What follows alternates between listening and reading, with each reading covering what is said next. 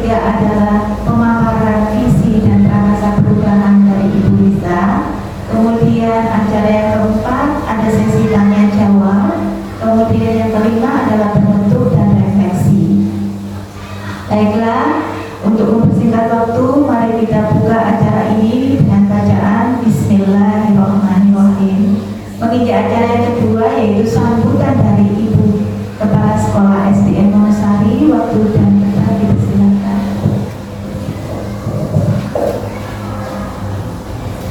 Assalamualaikum warahmatullahi wabarakatuh. Bismillah, alhamdulillah, syukurillah, la haula wa la quwwata illa billah. Yang pertama, Ibu Juniati selaku pendamping dalam kegiatan CDPD ini, dan tak lupa yang saya hormati Ibu Lisa selaku guru pengganti Pemuda SDN Wonosari dan Bapak Ibu guru yang saya hormati. Puji syukur alhamdulillah bahwasanya di setengah siang ini kita bisa melaksanakan kegiatan untuk mendampingi dalam proses pemaparan visi dan misi dari Bu Lisa. Mudah-mudahan senantiasa diberikan hidayah dari Allah Subhanahu wa Ta'ala. Saudara serta salam tercurah kepada baginda Rasulullah Sallallahu Alaihi Wasallam yang memberikan bimbingan petunjuk kepada kita semuanya. Mudah-mudahan kita senantiasa mendapatkan sabar dari beliau. Dan yang selanjutnya saya ucapkan selamat datang di lembaga kami Ibu. Mudah-mudahan kehadiran Ibu kedua Ibu ini memberikan suatu perubahan semangat dan dedikasi yang tinggi kepada lembaga kita. Bapak Ibu yang kami hormati, kita ucapkan syukur alhamdulillah bahwasanya di lembaga ini ada yang mewakili untuk menjadi guru penggerak, dalam artian bukan hanya Bu Lisa saja nanti yang bisa menjadi guru penggerak, untuk lain kali ibu-ibu bapak yang lain ini bisa menyusul bisa, sehingga penjenengan untuk mengawali kegiatan ini bisa menimba ilmu yang mana di dalam lembaga kita ini masih seperti dulu. Nah, sekarang mudah-mudahan dengan adanya guru penggerak akan memberikan suatu perubahan yang baru, perubahan di dalam pembelajaran atau mungkin di dalam inovasi yang lainnya. Dan yang terakhir, saya ucapkan terima kasih kepada Bu Lisa dan permohonan maaf sekali lagi, mohon maaf kepada Bu Lisa karena dengan terpaksanya dia untuk mendaftarkan sebagai guru penggerak. Alhamdulillah sekarang sudah terwujud, tetapi jangan karena terpaksa. Insya Allah diawali dengan keikhlasan dan ketekunan di dalam perubahan ini akan mendapatkan suatu keindahan nantinya ke depannya. Dan saya ucapkan terima kasih kepada pendamping dan saya mohon maaf sekali lagi di dalam penerimaan penerimaan rawat di sini hanya ada sekedar acara kedarnya. Saya mohon maaf yang sebesar-besarnya. Mungkin kemampuan di dalam lembaga kami hanya seperti ini. Hanya itu yang perlu kami sampaikan dan saya ucapkan terima kasih atas kehadirannya dan bimbingannya nanti ke depannya. Saya kira Allah fi'illah wa tarik. Assalamualaikum warahmatullahi wabarakatuh.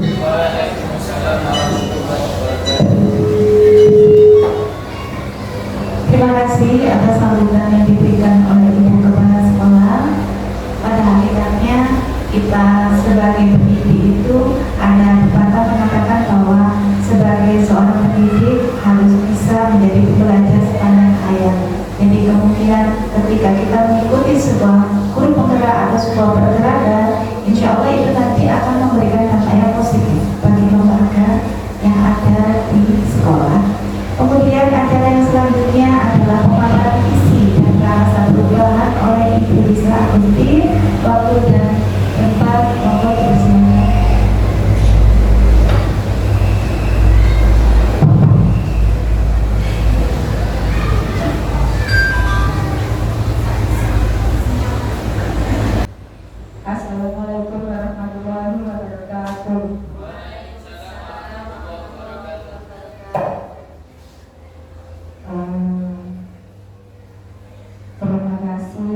waktunya.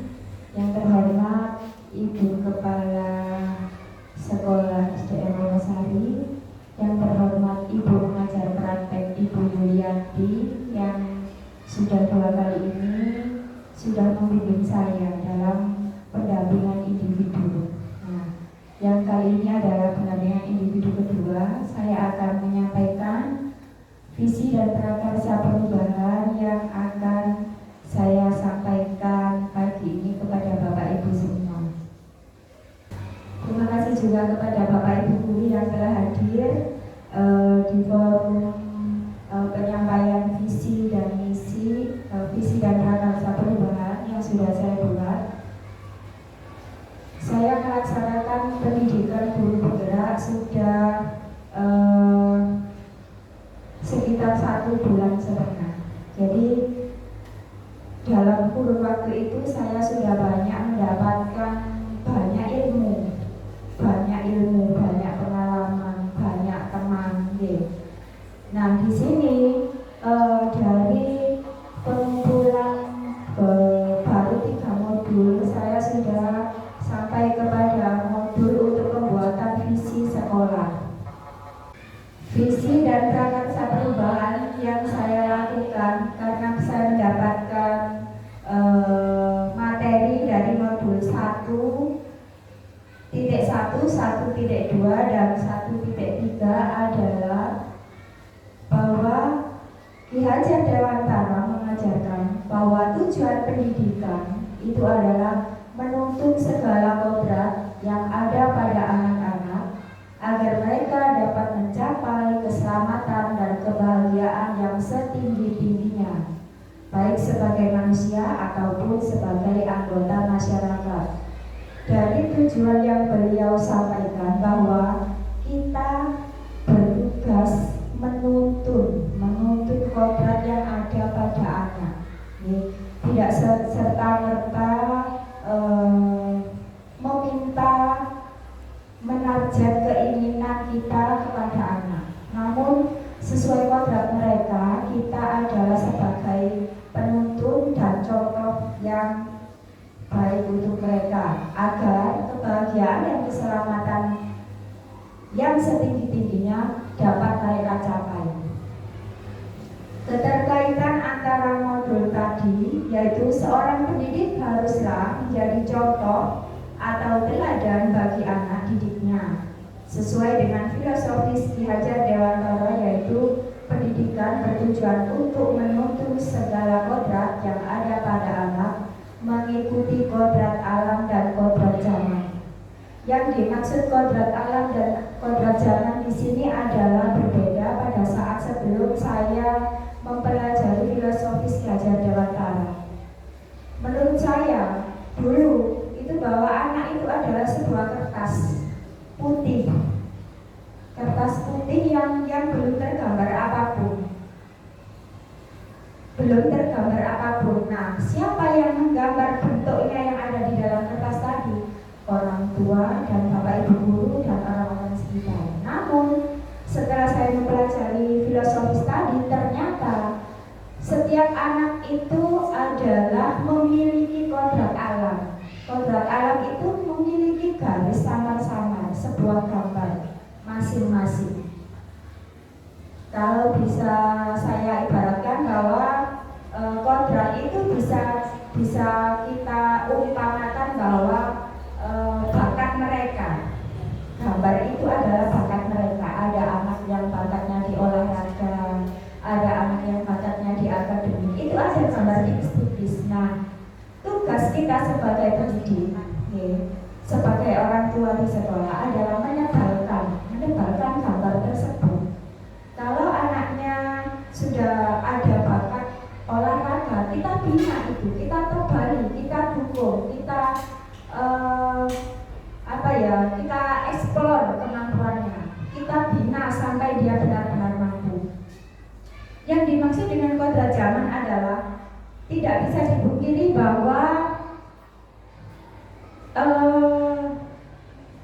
dari tahun ke tahun itu setiap zaman akan berbeda, akan bertambah teknologinya, ada kemajuan globalisasinya itu juga bertambah, jadi mereka harus mengikuti perkembangan zaman yang ada, tidak stagnan di situ-situ saja. Selanjutnya, agar dapat memberikan pendidikan yang menuntun pada seorang anak, pendidik harus memahami dengan sepenuh hati dimensi-dimensi yang terdapat pada profil pelajar Pancasila. Di kurikulum Merdeka ini, profil pelajar Pancasila adalah tujuan utama kita untuk mendidik anak-anak. Karena berkarakter memiliki ada 6 elemen, 6 dimensi di profil pelajar Pancasila, yaitu 1. Beriman bertakwa kepada Tuhan Yang Maha Esa dan berakhlak mulia.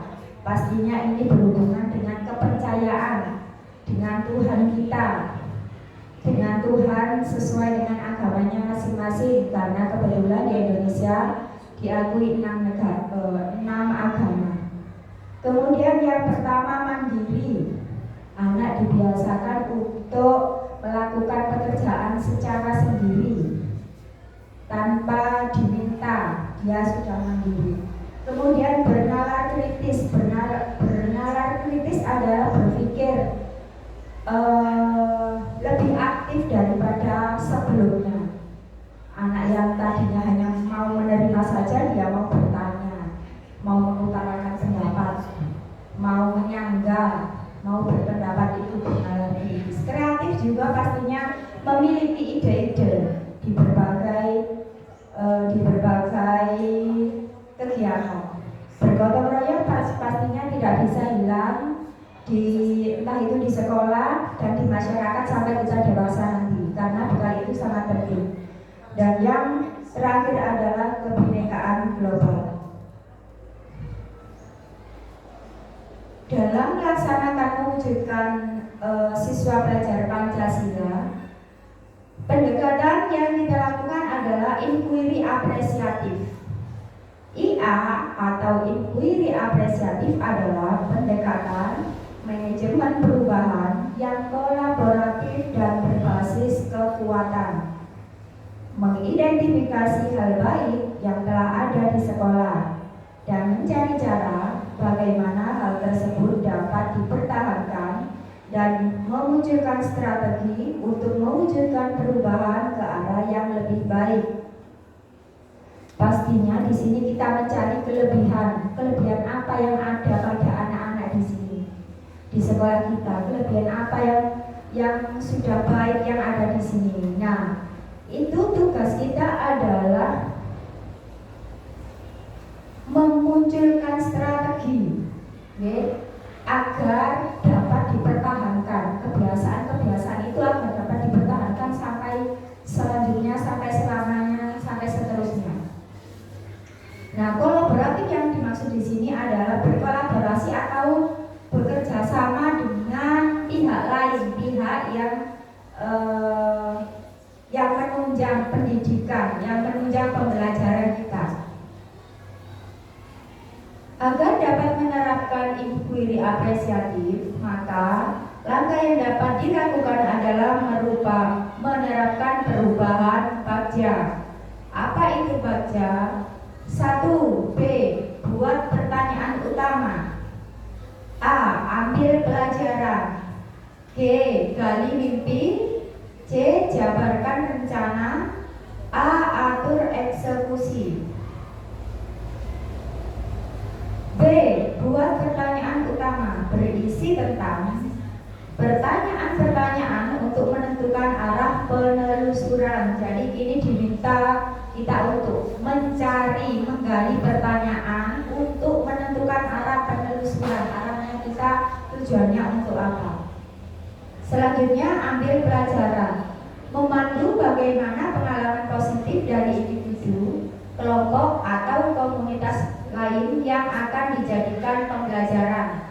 Jadi memandu, ambil pelajaran itu berarti pelajaran apa yang bisa kita ambil dan dipandu oleh kita untuk anak-anak. Gali mimpi berupa narasi ideal jika prakarsa perubahan telah terwujud. Narasi ideal itu adalah cerita paling baik yang kita inginkan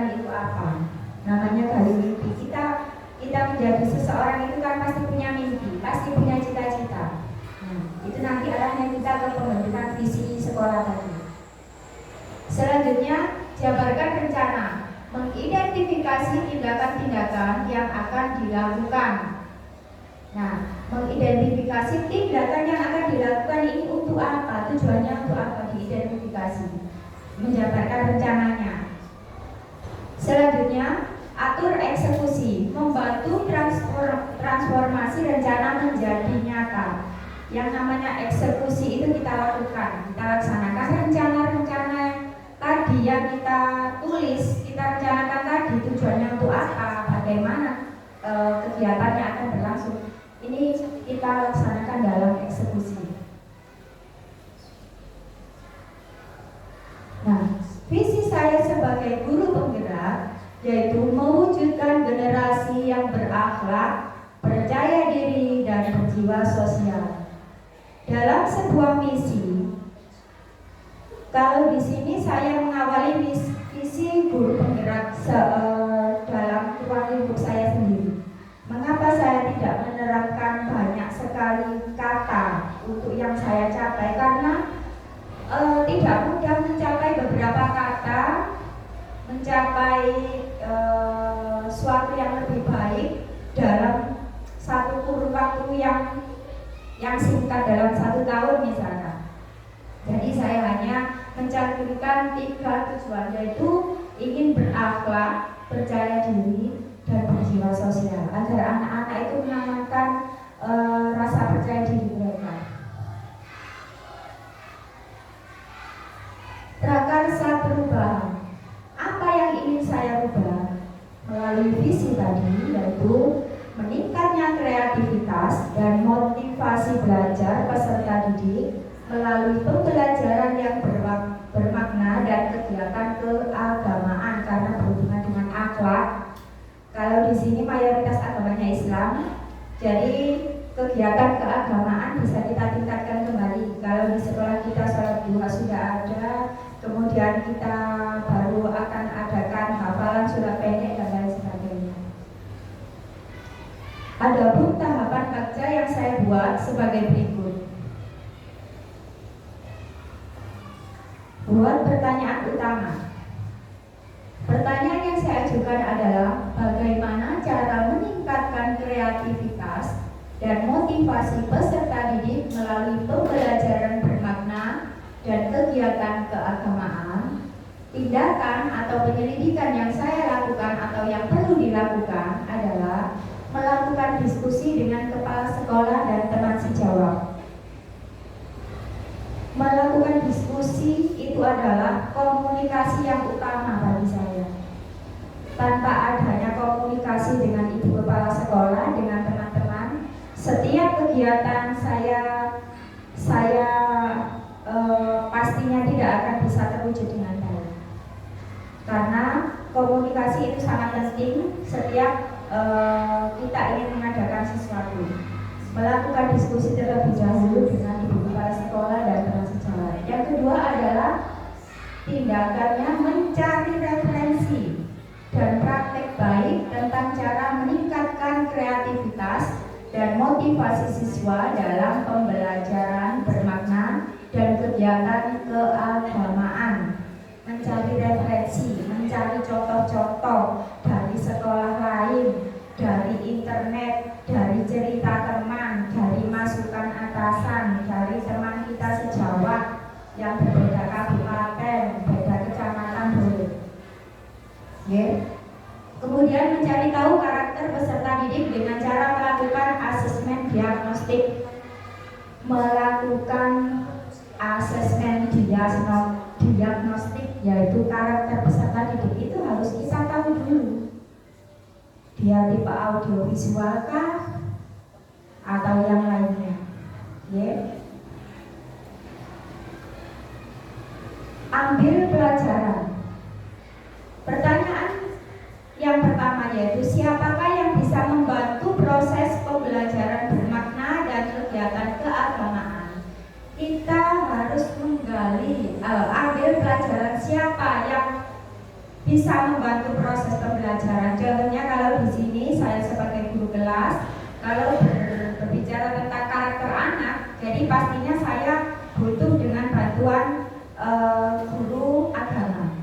pasti itu. Kalau berhubungan dengan karakter, kita sharing, kita komunikasikan. Kemudian kegiatan apa saja yang bermakna untuk siswa? Dan pertanyaan ketiga, bagaimana cara menemukan strategi yang tepat agar pembelajaran tersebut dapat meningkatkan kreativitas dan motivasi siswa? Nah, tindakan yang saya lakukan yaitu mencari tokoh atau guru yang ahli di bidang keagamaan. Itu tadi seperti yang saya bilang, yang ahli di bidang keagamaan di sini pastinya guru agama.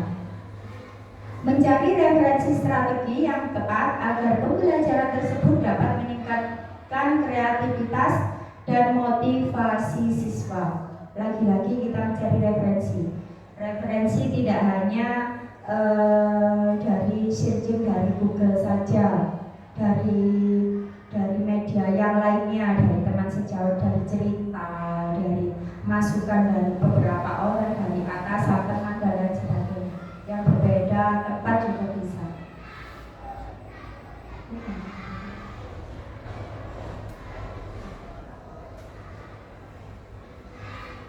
Selanjutnya adalah gali mimpi. Pertanyaan yang pertama, apakah kegiatan keagamaan dapat menciptakan generasi yang berakhlak? Itu harus kita gali. Apakah benar kegiatan yang saya lakukan itu dapat menciptakan generasi yang berakhlak? Itu nanti kita buktikan pada eksekusi ya. Bagaimana pembelajaran yang bermakna dapat diterapkan di semua mata pelajaran? Itu kita pikirkan bersama. Kita bermimpi-mimpi bagaimana caranya. Nah, kemudian selanjutnya, apakah ada keterkaitan antara kegiatan keagamaan dengan dimensi profil pelajar Pancasila? Kalau tidak ada keterkaitan, jadi kita hilangkan, kita ubah lagi yang kita kaitkan dengan pembentukan siswa berprofil pelajar Pancasila. Tindakan atau penyelidikan yang perlu dilakukan yaitu 1. Membuat lembar observasi tentang kreativitas dan motivasi belajar siswa. Observasi, kita cari dulu bagaimana motivasinya, anaknya itu semangat atau tidak, anaknya itu aktif atau tidak dalam pembelajaran, dalam belajar di kelas dan lain sebagainya. Kemudian melakukan kolaborasi tim teaching dengan guru lain untuk memberikan pelajaran yang bermakna. Tim teaching, kolaborasi lagi-lagi.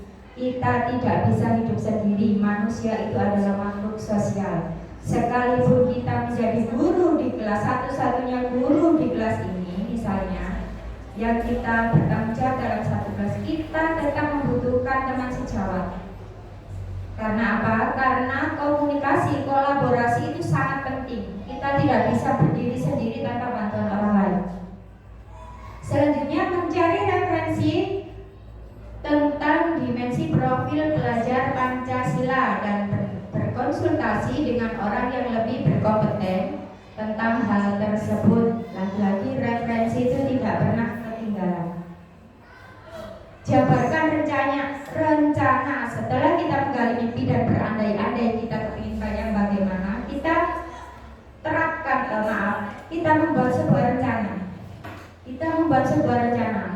Apa langkah-langkah untuk memulai membiasakan kegiatan keagamaan dalam pembelajaran? Kita harus merencanakan. Misalnya menghafal surat pendek di setiap kelas, setiap hari Senin 3 surat pendek, surat Anas, hafal gambarnya. Hari Selasa apalagi, mungkin seperti itu langkah-langkahnya memulainya. Kemudian media apa yang cocok digunakan untuk melakukan pembelajaran yang bermakna? Media yang menarik itu sangat menentukan hasil dari yang kita dapatkan nanti, hasil dari anak-anak nanti. Bagaimana usaha keberlanjutan kegiatan keagamaan dapat terus terlaksana? Nah, ini kita harus pikirkan bersama. Intens, dilakukan secara terus-menerus. Tidak hanya dilakukan 1 kali, 2 kali, kemudian lupa, hilang. Selanjutnya, tindakan atau penyelidikan yang perlu dilakukan untuk menjawab pertanyaan adalah membuat rancangan pembelajaran, membuat LKPD dan instrumen penilaian. Sebelum melakukan pembelajaran, pastinya kita memiliki rancangan pembelajaran. Oke, kita baca dulu materi apa yang akan kita sampaikan besok. Kemudian media apa, kemudian sistemnya bagaimana, metode apa yang kita gunakan. Itu harus kita buat dulu. Kemudian membuat LKPD, pastinya anak-anak untuk mengerjakan tugas atau untuk memahami materi yang sudah kita jelaskan, kita praktekkan bersama itu dengan LKPD dan instrumen penilaian pastinya. Saat anak-anak setelah menjawab, kemudian anak-anak bisa dinilai sesuai dengan instrumennya. Mencari media pembelajaran yang menarik agar dapat bermakna bagi peserta didik seusia sesuai dengan karakter peserta didik dan mata pelajaran yang diajarkan. Media pembelajaran yang menarik tidak hanya textbook saja, tapi terkadang itu percobaan boleh. Kita keluar kelas, kita tidak harus keluar sekolah jalan-jalan rekreasi, tidak usah. Keluar kelas saja anak-anak sudah senang. Belajar menggunakan proyektor sekali-kali, menggunakan video, itu anak-anak akan lebih aktif untuk menerimanya. Memberikan reward bagi peserta didik yang memiliki daya kreativitas dan imajinasi yang tinggi. Oke, memberi reward atau pujian. Reward nggak harus dengan hadiah, nggak harus dengan benda yang mahal, nggak harus dengan benda yang bermanfaat yang mengeluarkan dana, tapi dengan pujian, semangat, itu lebih daripada benda-benda itu tadi. Atur eksekusi. Pertanyaan yang pertama adalah siapa yang bertanggung jawab atas kegiatan yang akan dilaksanakan serta memastikan keberlanjutan kegiatan keagamaan dan pembelajaran bermakna dapat terlaksana dengan konsisten. Pastinya setiap kegiatan ada yang bertanggung jawab. Setiap mau melakukan sesuatu, mau belajar, khususnya belajar di luar kelas, walaupun hanya misalkan bersosial dengan tetangga sebelah sekolah atau keluarga, itu harus dikomunikasikan dengan kepala sekolah dan guru mata pelajaran yang diambil. Pertanyaan yang kedua adalah kapan dilaksanakan kegiatan tersebut. Nah, kapannya itu harus kita pastikan kegiatan itu berlangsung terus menerus. Tadi yang bertanggung jawab adalah pastinya ibu kepala sekolah kalau di sini. Oke, kepala sekolah dan guru yang memiliki ide tersebut mengampu. Kalau tidak ada yang belum mendapatkan izin, mending tidak dilaksanakan karena semua itu kita tidak tahu apa yang akan terjadi nanti. 1 jam lagi, 2 jam lagi, saat anak-anak melakukan pembelajaran di lingkungan luar sekolah, kita tidak tahu. Kalau ada yang bertanggung jawab baru kita laksanakan sesuai pembelajaran yang dibutuhkan dan pembiasaan setiap minggu sekali. Nah, itu dilaksanakannya. Jadi sesuai pembelajaran, misalkan ada jadwalnya agama hari Selasa misalnya, setiap hari Selasa, dan pembiasaan setiap minggu sekali. Misalnya kemarin kalau di sekolah kita sudah ada sholat duha, nah itu setiap minggu untuk satu sekolahnya. Untuk setiap kelasnya ya setiap jadwal yang ada di kelas masing-masing. Demikian rancangan perubahan berdasarkan tahapan Bagja. Semoga dapat membawa perubahan ke arah yang lebih baik. Tentunya tetap melakukan pembelajaran yang berpusat pada murid. Sekian dari saya. Mungkin dari visi-visi tadi ada masukan atau ada pertanyaan dari Bapak Ibu rekan semua. Saya mohon masukannya. Misalkan ada pertanyaan atau apapun, monggo bisa ditanyakan sekarang. Sudah Bu. Saya tutup Bapak.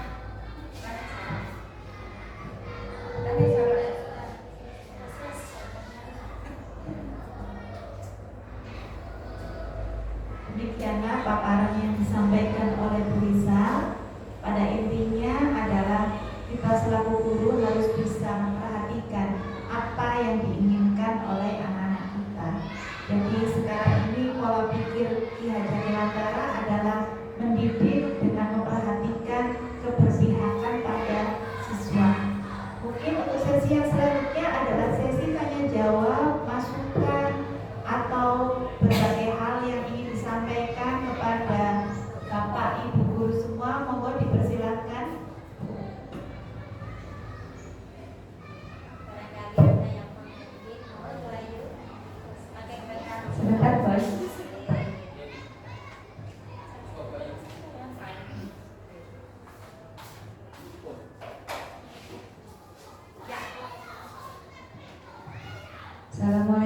warahmatullahi wabarakatuh.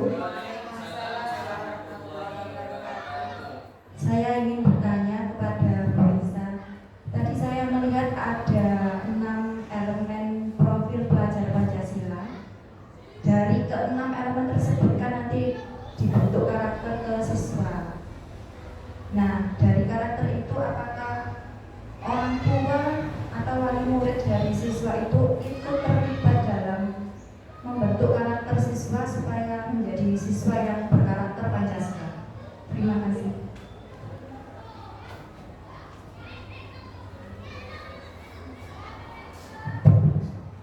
Terima kasih atas pertanyaannya Bu Ayu.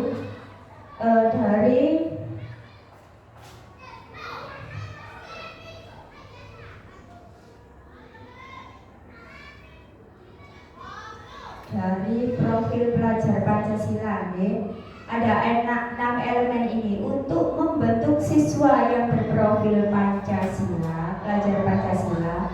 Itu yang ditanyakan apakah orang tua berperan. Sangat berperan penting, karena perkembangan anak, pertumbuhan anak, hasil pemikiran setiap tingkah laku dan pola pikir mereka itu diawali, didasari dari keluarga.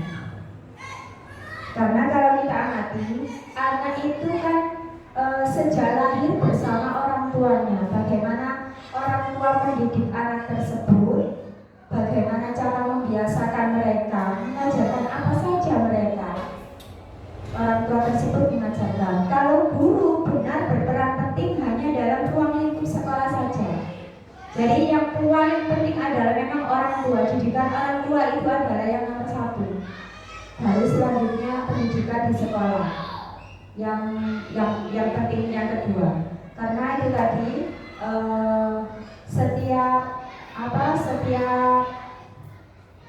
setiap hal yang terjadi pada anak itu diawali dari rumah.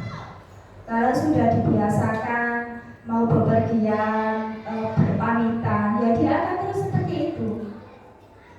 Biasanya seperti itu. Kalau tidak berpamitan, ayo pamitan dulu diingatkan. Pasti seperti itu dan itu akan dibawa dia. Terkadang ke sekolah juga sama. Kalau orang tua dan guru bersinergi sama tujuannya, mendidik anak yang berakhlak, membentuk profil pelajar Pancasila, insya Allah hasilnya akan sangat jauh berbeda dengan apabila hanya bapak ibu guru yang menuntun anak, membentuk karakter anak jadi lebih baik, tapi orang tuanya tidak mau. Itu akan sangat berbeda jauh. Ibaratnya kalau orang berjalan membantu anak untuk menjadi lebih baik itu, kalau didukung orang tua itu hanya 2 minggu dia sudah mampu, pandai, dan mendapatkan kemajuan besar. Tapi kalau tidak didukung orang tua, jangankan 2 bulan pun dia tidak akan apa-apa. Karena di sekolah hanya ada 7 jam, 6 jam, 7 jam itu. Bagaimana Bu Ayu sudah? Ya, terima kasih Bu Ayu. Monggo ada lagi yang ingin bertanya? Ya.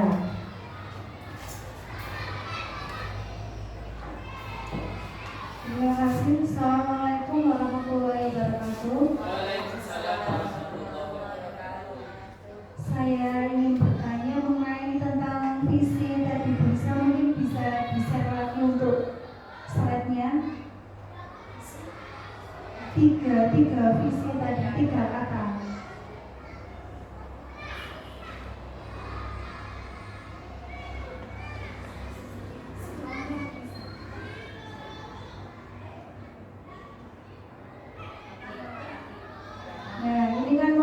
Generasi yang berakhlak, percaya diri dan berjiwa sosial. Nah, apabila salah satu visi ini tidak tercapai, langkah Bu Lisa ke depannya itu bagaimana? Mungkin itu saja. Terima kasih. Wassalamualaikum warahmatullahi wabarakatuh. Seperti yang saya bilang di awal tadi, saya membuat visi atau cita-cita yang ingin saya capai, cita-cita yang ingin saya laksanakan itu tidak terlalu banyak. Saya membuat 3 kata saja yang ingin saya capai. Nah, seperti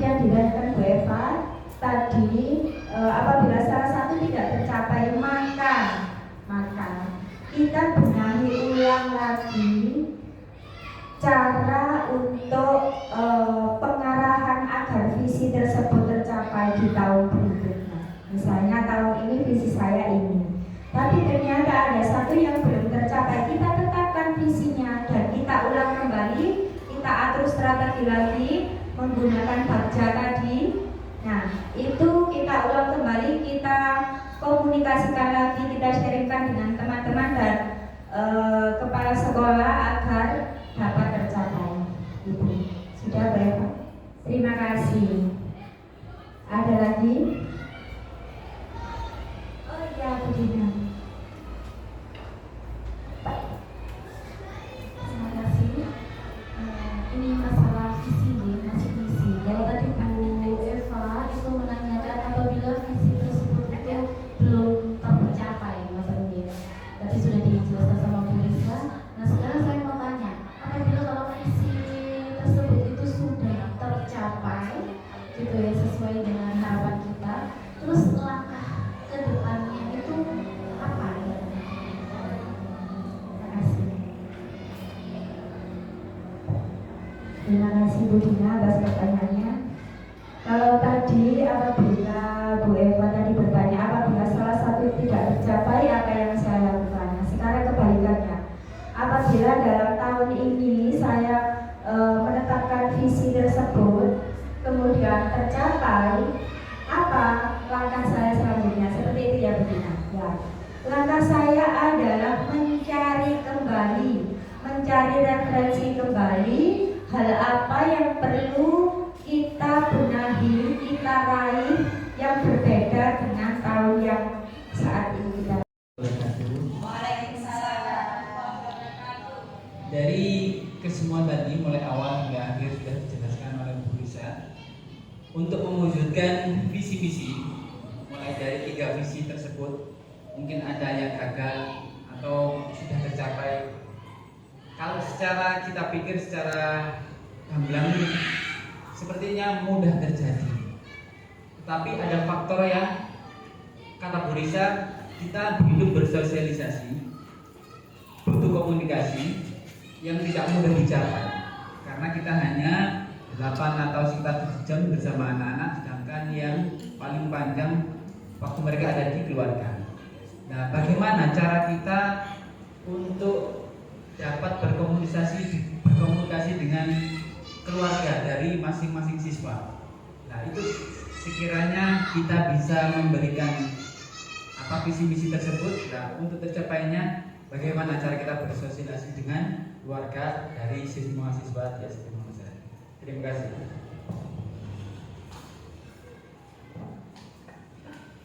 Terima kasih untuk pertanyaan dari Pak Arifin. Lagi-lagi karena tema kita tentang visi, jadi bagaimana caranya untuk berkolaborasi dengan keluarga atau orang tua siswa untuk membentuk siswa yang berprofil Pancasila tadi. Pastinya langkah yang pertama yang kita lakukan adalah melakukan tanya jawab dengan siswanya dulu. Contohnya ada anak yang sudah kelas 2 kok belum bisa membaca. Misalnya ini saya berikan gambaran ke sana, belum bisa membaca. Nah, ditanya anaknya,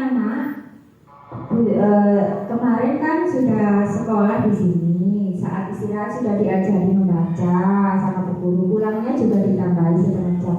Di rumah sana belajar membaca tamboten.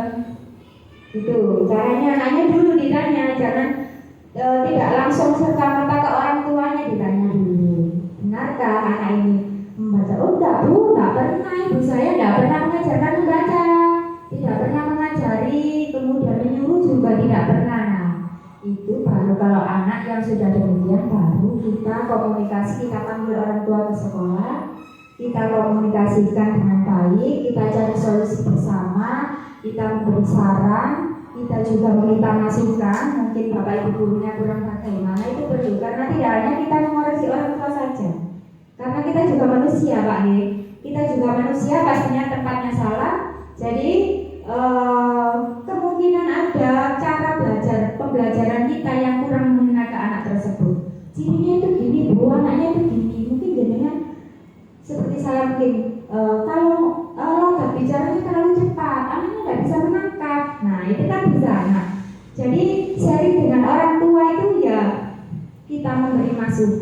kita bertanya, kemudian beliau juga memberi masukan kepada kita.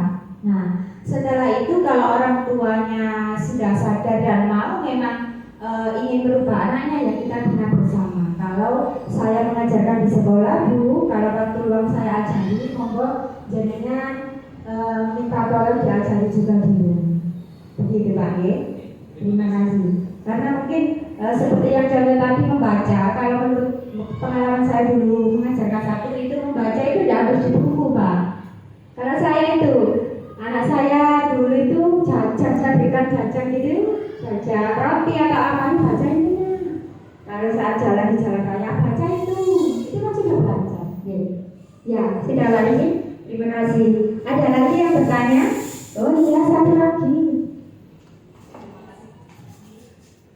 Assalamualaikum warahmatullahi wabarakatuh. Waalaikumsalam warahmatullahi wabarakatuh. Saya ingin mengajukan pertanyaan kepada Bu Risa sekaligus sebagai pertanyaan penutup ya Bu Risa. Ya ini begini Bu Risa ya. Pertanyaan saya, apa yang mendasari Anda memilih visi tersebut, visi mewujudkan generasi yang berakhlak, percaya diri dan berjiwa sosial? Itu saja Bu Risa, terima kasih. Terima kasih Bu Ina atas pertanyaannya. Saya memilih ketiga kata ini karena bagi saya itu adalah memang ilmu pengetahuan dan ilmu yang didapat setiap anak itu akan tidak ada artinya jika setiap anak atau setiap manusia itu tanpa akhlak.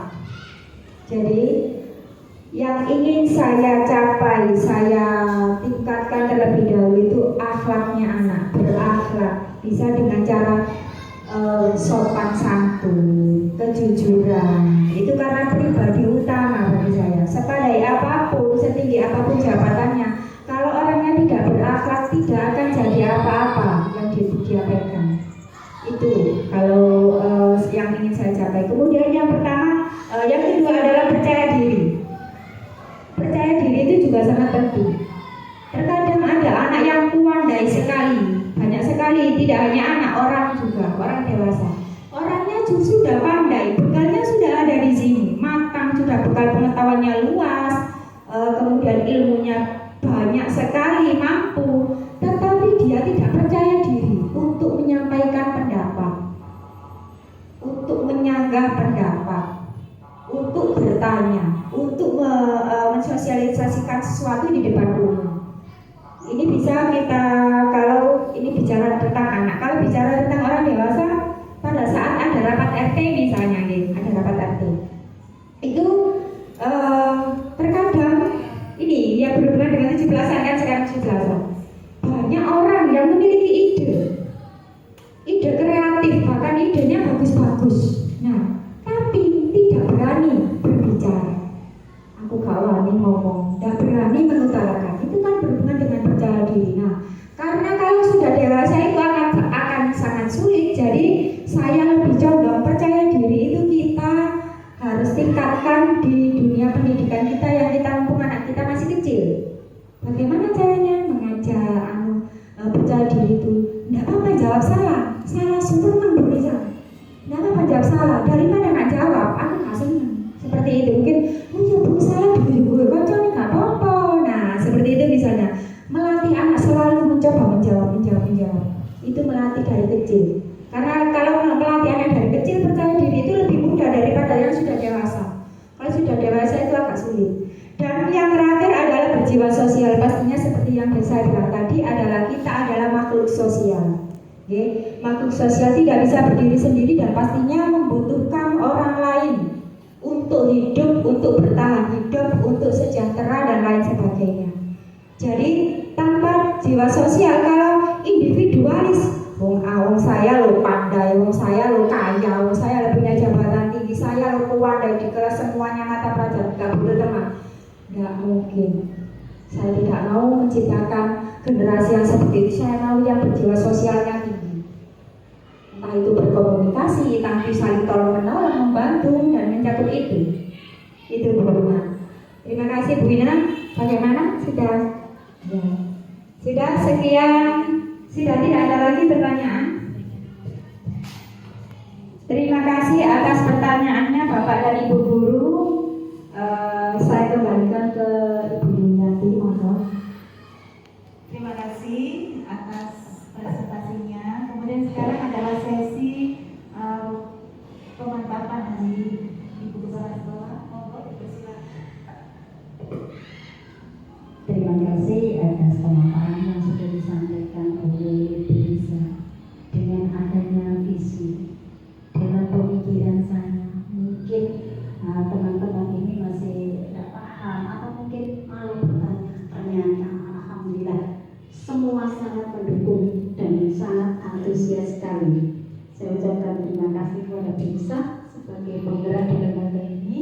Mudah-mudahan apa yang sudah memunculkan visi ini bisa diterapkan di lembaga kita, khususnya terkait dengan akhlak, dan untuk Bapak Guru Agama bisa menindaklanjuti. Dan saya ucapkan terima kasih sekali lagi di lembaga kami yang sudah menyampaikan inspirasinya dan sudah dijawab dengan jelas dan gamblang. Mudah-mudahan kedepannya ini bisa mewujudkan apa yang adanya visi 3 tadi. Yang pertama adalah berakhlak, percaya diri, dan berjiwa sosial. Karena ketiganya ini adalah sangat keterkaitan sekali. Tanpa adanya akhlak, dan mungkin kita punya kepedulian sosial. Tanpa adanya akhlak, kita tidak mungkin percaya diri. Dan ketiganya ini sangat erat sekali kaitannya.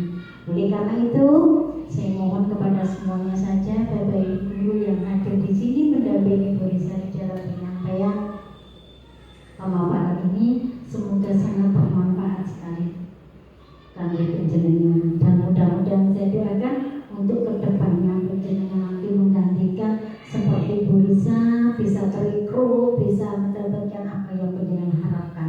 Untuk sementara ini mungkin penjenengan masih parkir, masih belum terpanggil, insya Allah kedepannya akan terpanggil. Hanya itu doa saya kepada penjenengan semua. Mungkin hanya itu Ibu yang perlu kami sampaikan. Terima kasih dan saya ucapkan selamat untuk Bu Risa dan semoga bisa memberikan kelebihan kepada Bapak Ibu yang ada di sini. Matur nuwun saya.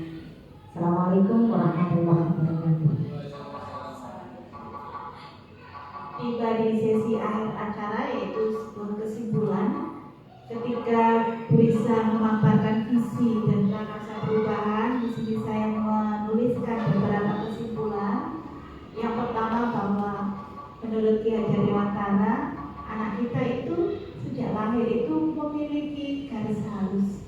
Artinya apa? Anak-anak itu sudah tercipta dengan garis takdirnya masing-masing. Nah, tugas kita sebagai guru, sebagai orang tua adalah mendidik dan menebalkan garis-garis halus yang sudah dimiliki anak-anak.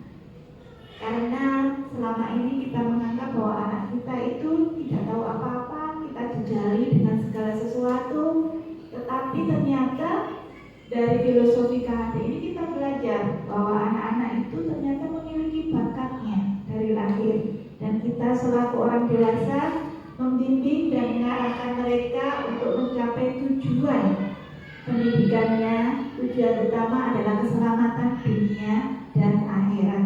Oleh karena itu, untuk mewujudkan tujuan anak-anak kita perlu visi. Nah, Bu Risa tadi sudah menyampaikan visinya, yaitu berakhlak, percaya diri, dan berjiwa sosial, di mana ketiganya saling berkesinambungan dan membentuk karakter yang sesuai dengan profil Pancasila. Demikian mungkin kegiatan hari ini. Terima kasih atas pemaparan yang telah disampaikan, dan terima kasih kepada Ibu Kepala Sekolah, kemudian Bapak Ibu Guru yang sudah hadir di sini. Semoga kedepannya apa yang telah disampaikan oleh Bu Risa ini bisa memberikan kita wawasan baru, penyemangat kita sebagai pendidik untuk terus belajar sepanjang hayat. Karena pada hakikatnya ada quotes ini Bu ya, jadi menjadi seorang guru tentunya harus berani terus belajar. Mungkin itu saja yang bisa saya sampaikan. Mohon maaf atas segala kesalahan. Saya akhiri. Wassalamualaikum